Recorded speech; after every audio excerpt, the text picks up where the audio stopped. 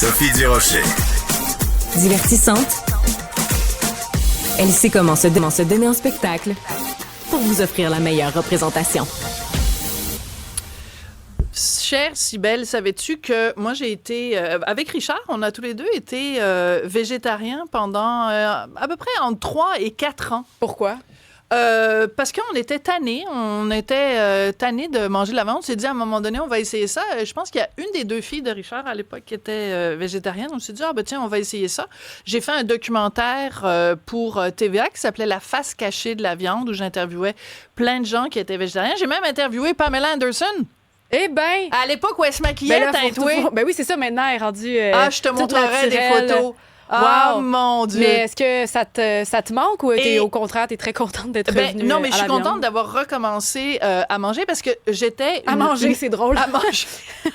on comprend, elle est rendue où sur la ligne, Sophie? Non, mais c'est parce que c'est vrai que des fois, t'as l'impression que tu manges rien quand t'es végétarien, mais je m'ennuyais du poulet. Il y avait rien, tu sais, la viande rouge, j'étais pas folle de ça. Je m'ennuyais du poulet, puis finalement, j'ai recommencé.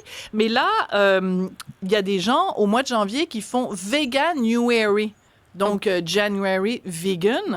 Puis on va en parler justement avec Louis-Alexandre Gagnon, qui est président fondateur du Festival Vegan de Montréal. Monsieur Gagnon, bonjour.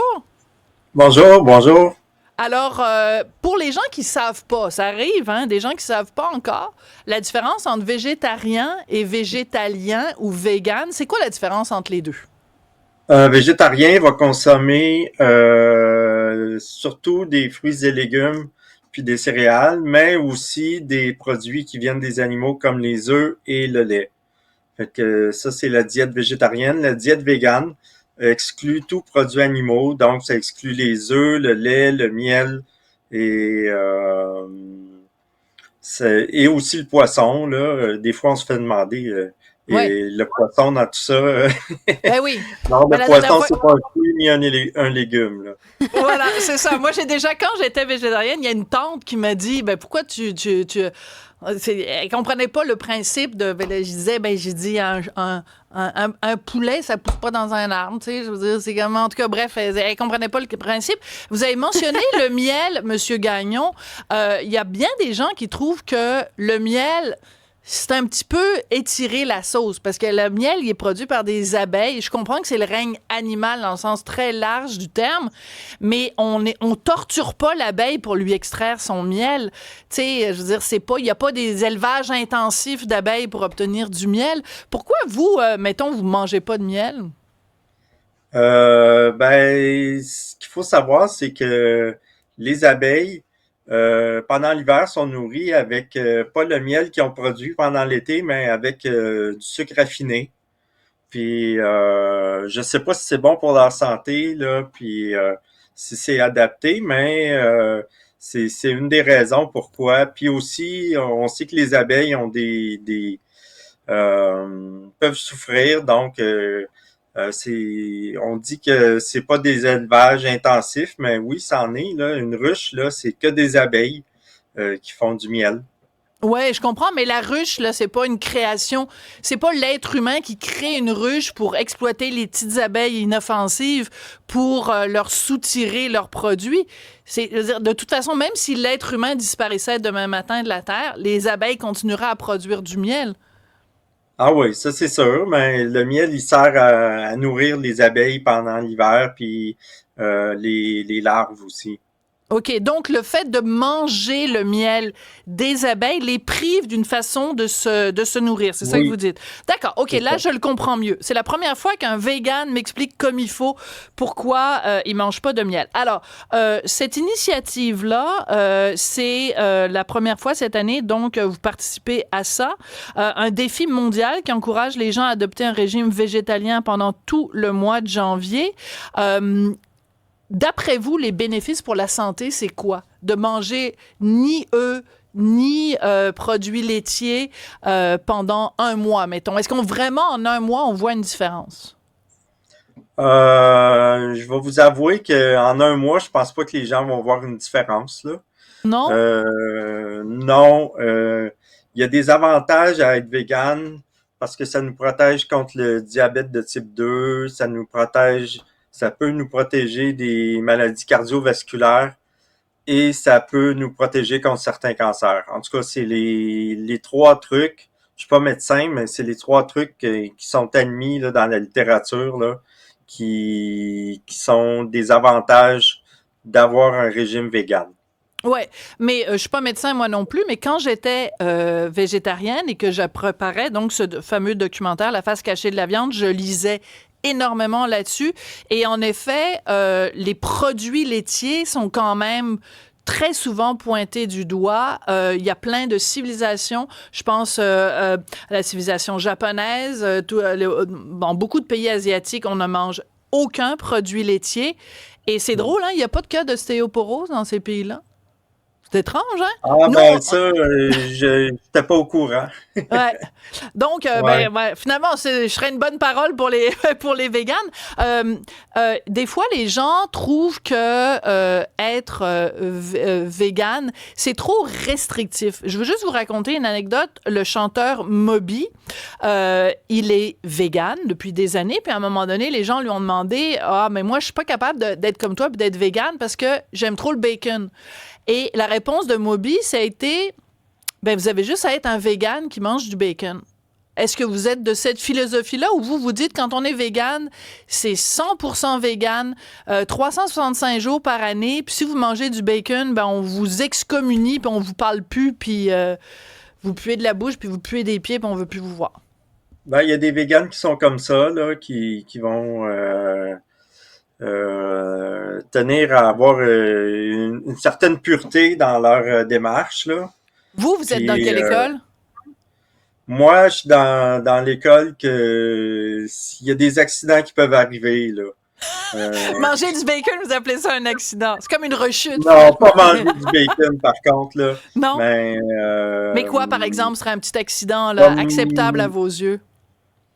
ben, commander un latte au lait d'avoine, puis recevoir un latte au... Moi, je dois vous dire, je verrais pas la différence, là, OK. en termes de goût, là. Fait que OK. ça, c'est le genre de truc qui peut arriver, là. Mais Puis vous n'allez ça pas peut être leur cracher. problématique. Vous n'allez pas leur Hein? cracher en disant, vous n'allez pas leur cracher en disant c'est épouvantable. Je suis contente que vous parliez de Ben, ça. probablement, je m'en apercevrais même pas. Ouais, ben moi je vais vous le dire, si on me donne du lait d'avoine au lieu de me donner du lait de vache, je vois la différence. Je vais juste vous dire, je suis contente que vous parliez de ça parce que vous le savez, il y a un recours collectif qui va être intenté contre des compagnies comme Starbucks. Tu savais, hein, Cybèle? Non, je ne suis pas au courant, c'est Bon, par rapport à quoi? Alors, c'est que des compagnies comme Starbucks, quand tu vas chez Starbucks puis que tu demandes à avoir un latte au lait d'avoine ou lait de soya ou lait d'amande au lieu du lait de vache, Starbucks te charge un supplément. Ah oui. Or, le lait d'avoine coûte moins cher que le lait de vache. Alors, il y a des gens qui disent, ben voyons, on s'est fait avoir pendant des années par des compagnies comme Starbucks. Donc, il y a un recours collectif qui va être fait contre ces compagnies-là. Vous êtes d'accord, vous, avec ce recours collectif-là, M. Gagnon? Ben, moi, je suis d'accord que c'est des charges abusives, là. Le recours collectif, je dois avouer que je sais pas comment ça fonctionne exactement, là. Mais je pense que c'est une bonne initiative dans le sens que ça, ben, pour moi, ça fait parler du véganisme, puis ça fait aussi réfléchir les commerçants, puis la population sur le prix des aliments.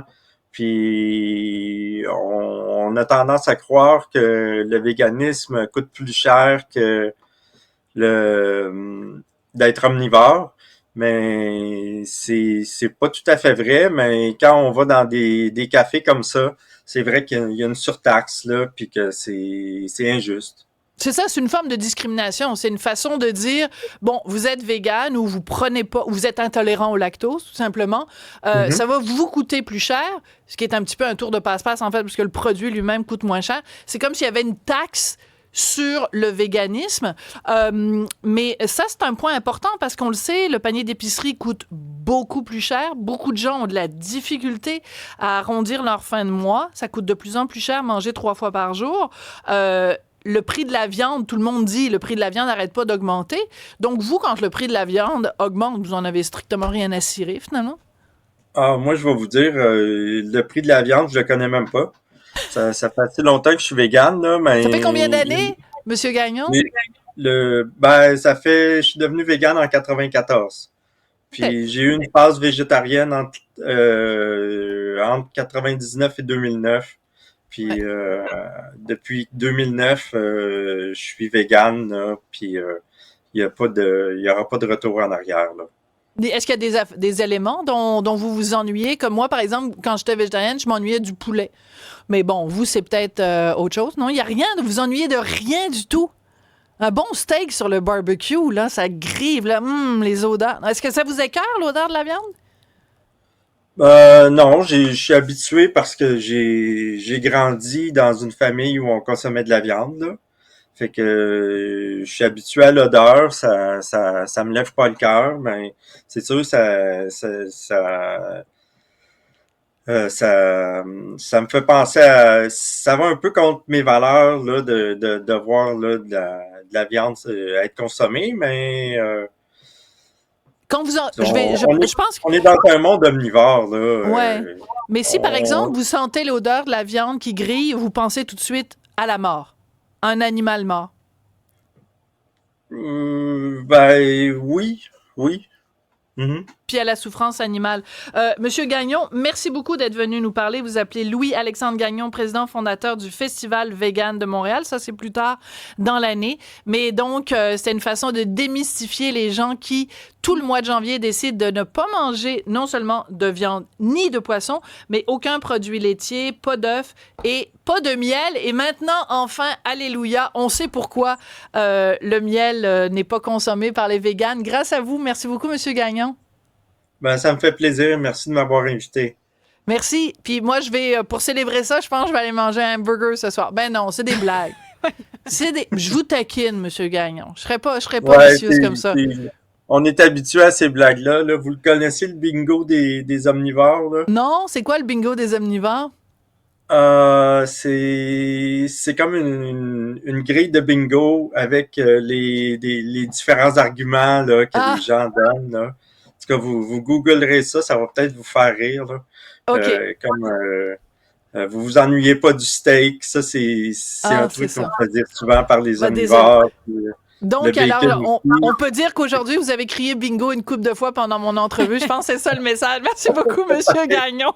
Ouais. Non, mais en fait, ce qu'on aurait dû faire, c'est faire un bingo des omnivores, un bingo vegan, puis faire un shooter à chaque fois que je posais une question que les vegans se font poser. Mais c'est vrai que tu es allé dans le sens de ces questions-là où j'imagine qu'ils se font souvent dire des trucs comme ça. Puis probablement que ça va revenir encore plus parce que maintenant, moi, je vois beaucoup sur les réseaux sociaux les personnes, des gens qui font des podcasts, des balados, qui vantent en fait les mérites de la viande rouge. Donc, une recrudescence de ça au niveau même de la santé. J'en vois beaucoup en parler. Puis, tu sais, tu parlais on parlait des changements de paradigme avec le lait, les cafés, tout ça. Il y a Julie de Montréal qui nous a écrit « Moi, j'allais remarquer le changement de philosophie quand je vais dans les cafés. Maintenant, quand je commande un café et on me propose le lait, avant, je disais, je vais prendre du lait normal. Mais maintenant, on va me reprendre et on va dire, du lait de vache, du lait de soya, du lait de gruau. Fait que le côté norme du lait de vache n'est plus existant. C'est plus le maître étalon du lait. Voilà, c'est plus la normalité. Très bon point. Merci beaucoup. D'ailleurs, on vous encourage tous à nous écrire en studio à sophie@cube.ca.